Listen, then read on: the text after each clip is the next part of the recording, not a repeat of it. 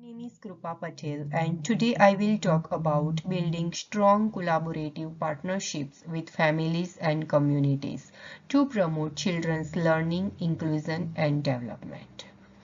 The educator-family-community relationship is among the most crucial factors in early childhood education and care facilities and help in the learning of children and their inclusion and general growth.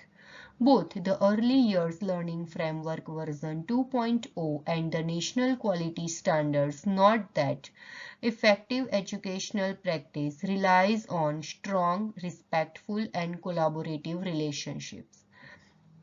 Such alliances make learning processes of the children comprehensive, culturally responsive, and embrace their diversities.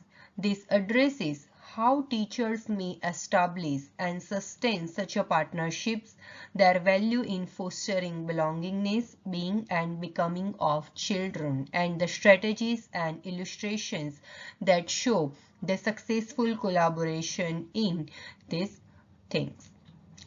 Now, we will talk about importance of collaborative partnerships. Mutual trust, respect, and common aim are based on partnerships between educators and families. The EYLFV 2.0 brings into the limelight that children learn best when teachers collaborate closely with families because they are the initial and most important teachers of a child. As NQS Quality Area 6, that's collaborative partnerships with families and communities states, healthy relations help achieve better learning outcomes and facilitate a sense of security and belonging in children. The collaboration between teachers and parents give invaluable information concerning the interest, culture, skill and preferences of that particular child. This assists teachers in planning significant receptive learning settings that mirror individual identities and the setting of children. Partnerships in collaboration also guarantee endurance between home and school, helping children to have a continuous support that will boost their confidence, inclusions, and general development. Now, I will talk about linking collaboration with EYLF V2.0, belonging, being, and becoming. EYLF V2.0 is based on three interconnected notions of belonging, being, and becoming, core to early learning and development in children. First, belonging implies that children identify themselves with their family, community, and culture. The sense of belonging is achieved through collaborative partnerships in the respect and celebration of every child and their family backgrounds. By bringing the families to the learning environment, children feel comfortable and proud, which boosts their emotional health. Second, being denotes the right of children to live their current childhood as it is.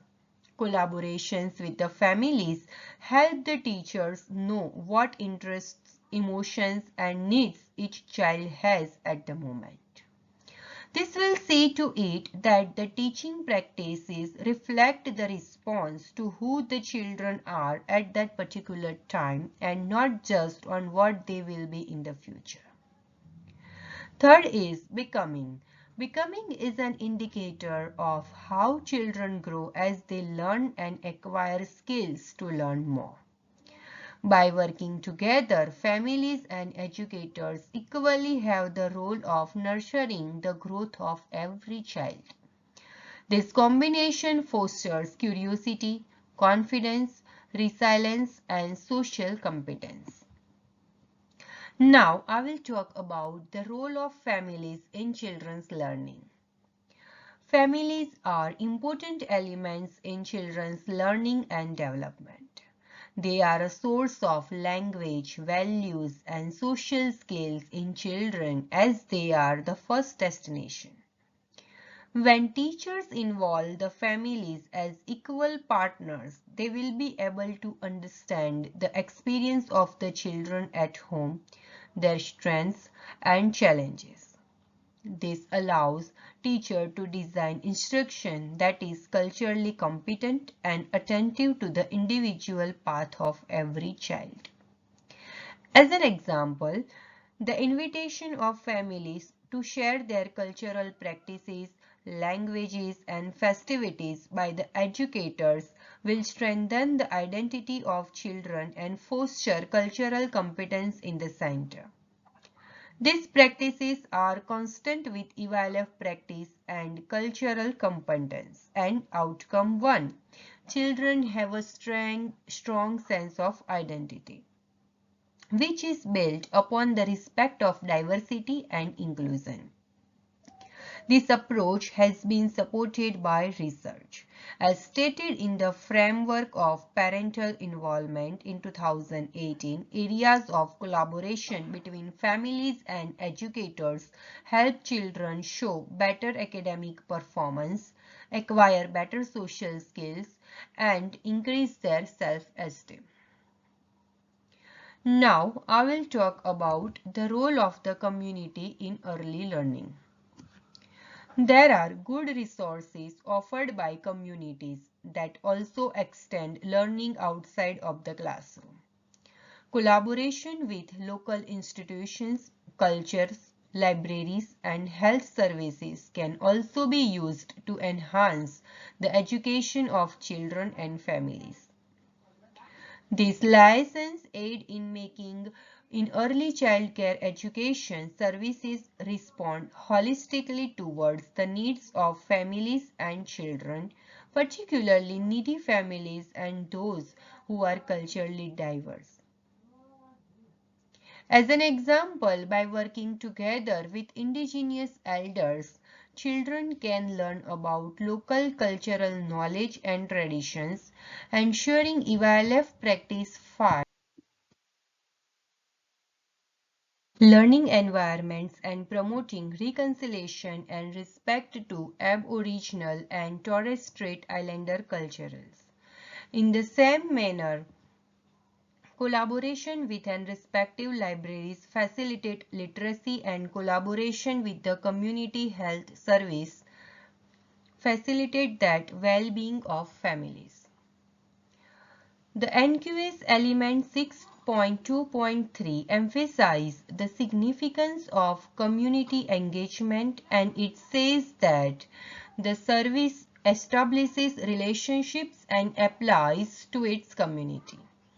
Such a cooperation helps children to cherish diversity, empathy, and cooperation, which are essential in their future lives in terms of learning and becoming citizens. Now I'll talk about strategies for building effective partnerships, open and continuous communication. Communication is expected to be two-directional, constant and respectful. Teachers can use daily dialogue, newsletters, email or online platforms to update families about the progress of their child and future activities. Honor family diversity. Inclusion and trust come as a result of respect, recognize and honoring dissimilar cultural backgrounds, family structure or formation and language. Communication barriers with non-English speaking families can be overcome by using translation services or visual aids. Now, we'll talk about shared decision making. Families are to be invited to come into the planning of curriculum, as well as in policy making and special events. This method will enable the parents and recognize their levels of knowledge regarding their children. Now, parent involvement activities. To involve the families meaningfully, educator can arrange workshops about child development, parenting support, or learning through play. Any continuity between home and center learning experiences is enhanced by encouraging family to learn at home together by reading or by simple experiments. Now I will talk about practical example of collaboration. A real-life example of such a collaboration could be observed in a multicultural early learning center in Sydney, where educators observed that some families of refugee origin felt alienated by the language and cultural differences. In retaliation, the service jointly collaborated with a local multicultural community organization to conduct family language workshops and community storytelling. Such efforts helped parents to be more open to working with educators and build strong relationships with the local community. Youngsters gained through being proud of their native languages, and the teachers become cultural conscious.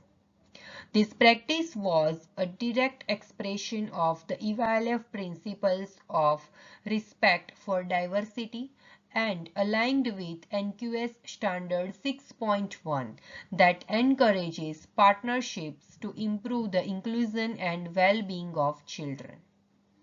Now we'll talk about ensuring inclusion and diversity. Inclusive education is where all children take part in the learning process without any discrimination based on any background or ability. Alliance relationships are instrumental in realizing the same. Families can provide critical information on what children need more or like or cultural practices so that as an educator they know how to plan.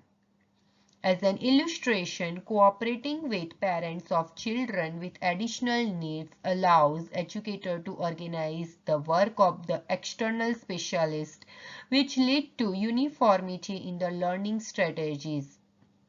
Equally, collaboration with indigenous families assists in entrenching genuine cultural views into the curriculum. The practices indicate EYLF outcome too that children are connected with and contribute to the world, and NQS area 3 that physical environment as they provide inclusive and accessible learning environments to every child. Now we'll talk about addressing challenges in partnerships building.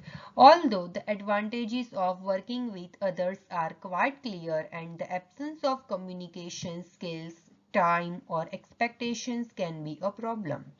Teachers have to be flexible and understanding to get over such obstacles. Language barriers like use interpreters, bilingual teachers or visual aids to make sure there is understanding. Second one is less family time. Provide alternative work or build in a time or use of the internet. Third one is cultural differences. Train the staff on cultural competency and bring cultural representatives of the community on board. Fourth is a trust building. Be reliable, open and respectful in any interaction to create trust in the long run. Through such strategies, teachers show professionalism and passion about inclusive education, which is in line with NQS Standard 4.2 Professionalism and EYLF Practice 7 Continuity of Learning and Transitions. Now we'll conclude that the building of quality synergistic relationship between families and communities can aid in the delivery of quality early childhood education and care. Applying national quality standards and belonging, being and becoming concepts in the EYLF V 2.0, educator would develop an inclusive learning experience that would support the cultural identity of children and promote fair learning and strengthen connections with the community, school and home. This services allows children to emerge as confident learners and contributes in the world through family involvement, tolerance and free communication. Not only will sound collaborations optimize the amount of individual learning, but they will also build better and more cohesive societies in which all children are in a position to succeed. Thank you.